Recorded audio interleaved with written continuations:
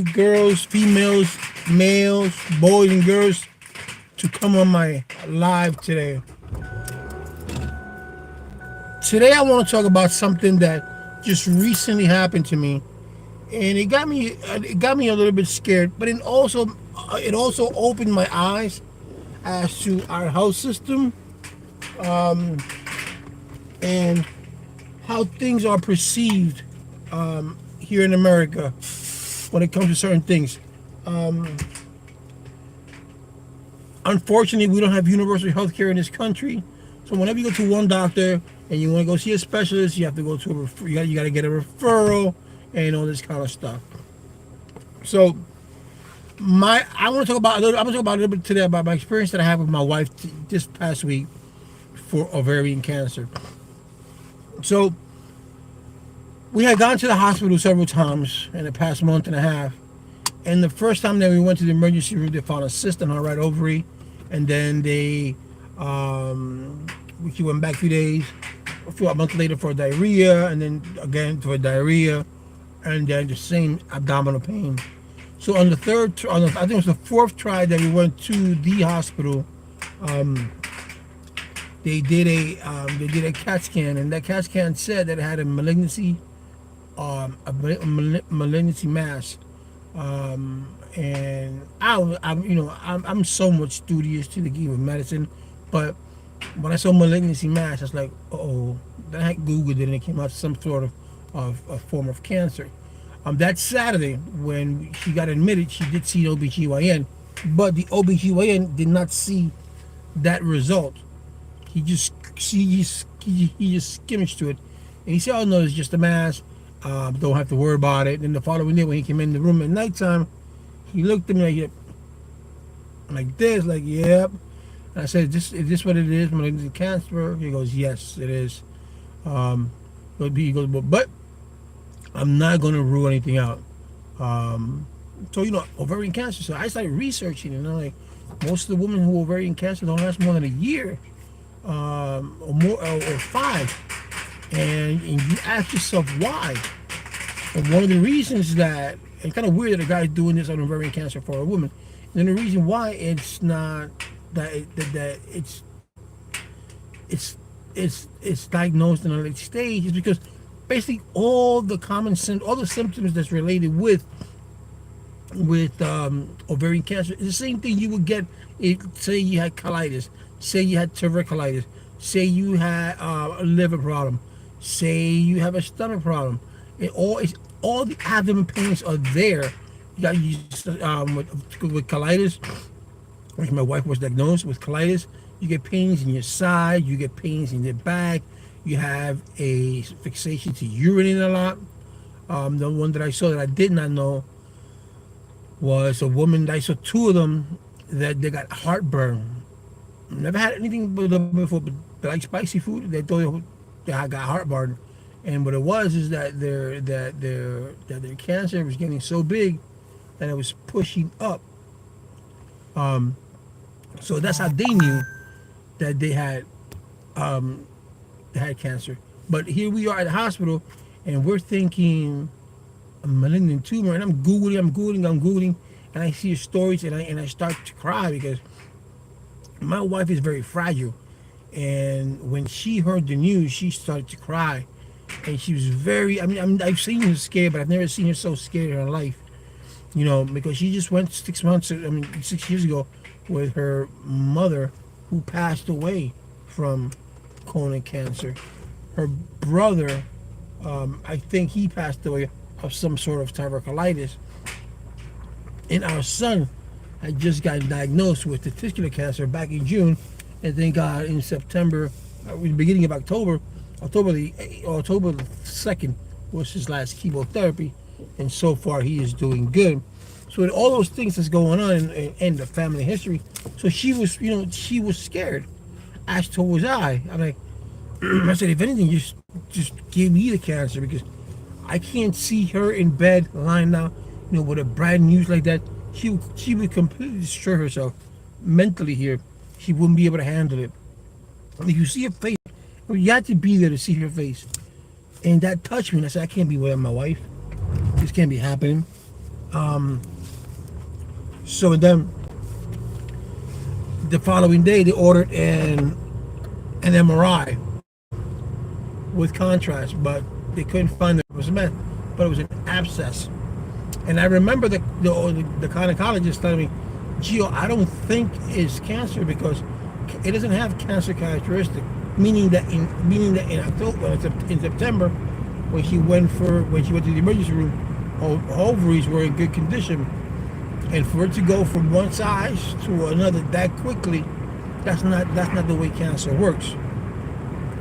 So he went on there and he even checked my wife out in bed. He did the exam. He told her if it hurts, I'm less concerned. If it doesn't hurt, then I'm not more concerned. So it didn't hurt. So he ordered a CA 125, which is ordered for people for women with ovarian cancer. That's to tell you if you have, just like those are your cancer markers. But like he said, he told me we don't rely too much because there are a lot of factors that make it go up. So CA 125 marker is from 0 to 35. It can go beyond that if you have several conditions. If you have inflammatory fallopian tubes, if you have colitis, if you have diverticulitis, if you have a liver problem. So there are certain stuff that's going within your body that can elevate those CA 125. So that's why they don't rely too much on that. But that's an indicator. He said, Giovanni, if it's between 500 and 800, then I'm not worried about it. But if it's in the thousands, and then I'll worry about it. And it came out to 145. When I saw it the next day, I was relieved. And then they came up to us with the MRI, and it says it was just an abscess, which they're taking care of it right now. The focus of this video is I want women to be more proactive in their health decisions. If you know a family member that has had cancer before, whether ovarian cancer or whatever it could be, and you get a pain down there, a cancer test. Because cancer, the reason that it has such a high mortality rate late. But people get stomach pain, they'll hear it. And as a doctor, no one knows, as a doctor, they don't think about that. A good doctor would say, listen, do you have a history of cancer? Yes, I do. That doesn't mean that just because you don't have a history of cancer doesn't mean you cannot get ovarian cancer. There are plenty of women out there that I just saw two the other day on YouTube that were 24 and 19 years old that don't have family history of cancer, and they got ovarian cancer. So, with that said, if you think that you have it, or not have it, if you think that you have cancer in your family, then that's good to let the doctors know, and hopefully that doctor is astute enough to say, you know what, I know that you got this pain, but I'm going to run this test on you just to make sure, or just to eradicate that, because there's a test, I think it's BRCA1 and BRCA2, that they can detect the gene of a cancer, and I don't know why they don't do it. I don't know if it's because, which I'm assuming, is because of insurance company. Remember back in the days, people up to 2 or 3 years ago, insurance company won't cover you. Wouldn't cover a man if he had for a prostate exam unless he was 50 and over, and now it's 45 and over.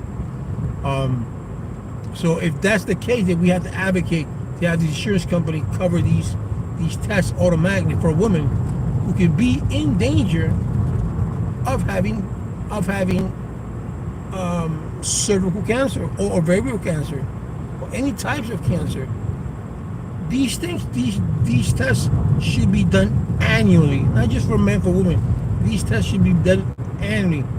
Breast cancer, or the breast cancer, you have to have a lump.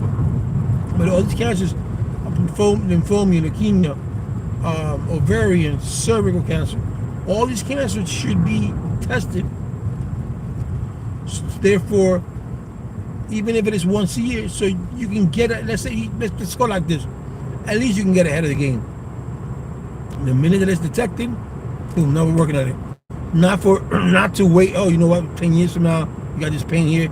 and now it's too late because it metastasized. So we have to, women, you have to get yours. You gotta get, try and implore to your doctor to have these cancer tests done on you. That is the only way that we can lower the rate of cancer death in women with ovarian cancer. That's if you do your test yearly. Do it yearly if it's possible. Do it yearly and keep up on it. You know, like I said, there are people that don't even smoke and they got lung cancer or stuff like that. You know, a good diet, you know, because we all have cancer cells in our body. Sugar is the one thing, but not try to trigger it. I don't know. I'm not a virologist, so I cannot tell you, nor am I an oncologist. And these are just for educational purposes only. So try to do the best you can with your doctor. Advocate with your doctor. Say, I want to get this test done. Oh, why? Because my family has cancer, blah blah blah, and I want to make sure that I don't have it. If he says I can't do it, then go to another doctor that's willing to do that. That's willing to say, you know what, I want to put this aside. I'm gonna give this young lady the exam that she's requested. There's nothing wrong with that. But there are doctors who are with these pharmaceuticals or the insurance company, and the insurance company don't want to pay. And that's what we need to get out of these. This is why we need universal healthcare, people. You know, but make it a point that you see your doctor and actually these tests, the Brock test 1 and 2, the CA 125, and if you feel a pain that's a constant pain that does not want to go away, talk to your doctor. Say, doctor, could it be this? Can you check me for this, please? I need this to be checked because it runs in my family. Or I heard someone, I don't care. I like it to be done. It's not coming out of his paycheck. I like it to be done. And if your insurance company pays for it, then amen for that. Amen. But we must be advocate. I want to try to be as much advocate as I can because I cannot believe the high mortality rate on women with cancer, with ovarian cancer. When, if caught early, it has check this out. If caught early, you have a 93% chance of survival. 93 from just to a year of survival after you are diagnosed with cancer, with ovarian cancer, because it's too late. So let us please, ladies and gentlemen, or ladies, let us please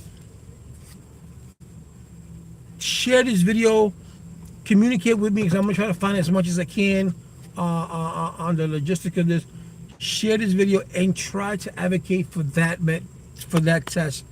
Let's try to get the numbers of mortality to go to go down, and let's get the success rate to go up because you need to get tested. You need to find out if you have some sort of cancer early. So the doctors can help you out.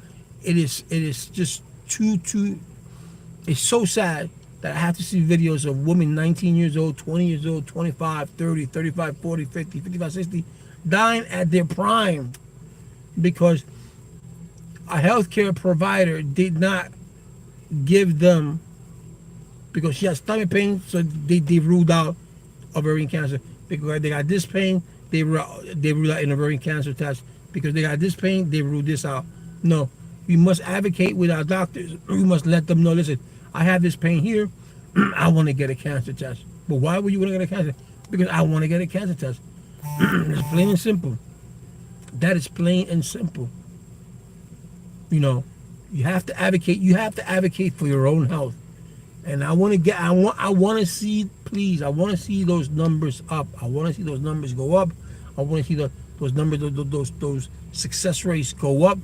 I want this to be a national thing that doctors are required to do at least 1 a year a cancer test. That is required to do a cancer test of all cancers, ovarian cancer, breast cancer, all types of cancers. So because if it pops up during the months that leads to you for your next visit, that's something different. But I want every single woman to get checked up, and in our poor communities to be done the same thing. A truck goes out there and check these young women out and ask them, let's do a checkup. Either you do it in the truck or you have them invite come over. And if they don't have no transportation, make sure that someone in the lab can go pick them up so they can feel okay. I don't have transportation, so I'm not gonna go. We have to make this. We have to make this a priority because guys, when I saw when I saw the mortality rate, and I saw my wife, and my wife didn't read the mortality rate. She just read ovarian cancer and she just flipped out. But had she read the mortality rate and that test would have been an abscess, she would have she would have been bedridden and she would never come out of bed with a depression, and that would have killed her right there and then. And I don't want that. I don't want that for her. I don't want that for you. And they would have killed me. So what would I do without my best friend? You know? So please, I implore to you guys, you women out there, please get tested. Share this video, let it go out, but get tested early. If you can, get tested every year so it can become a reminder. I gotta do my test, I gotta do my test, I gotta do my test. You know, women out there who get melanoma cancer, stop going out there in the sun. Melanoma cancer is not treatable. Please stop doing that. You look great, but whatever it is, but it's not worth you burning your son and getting a cancer.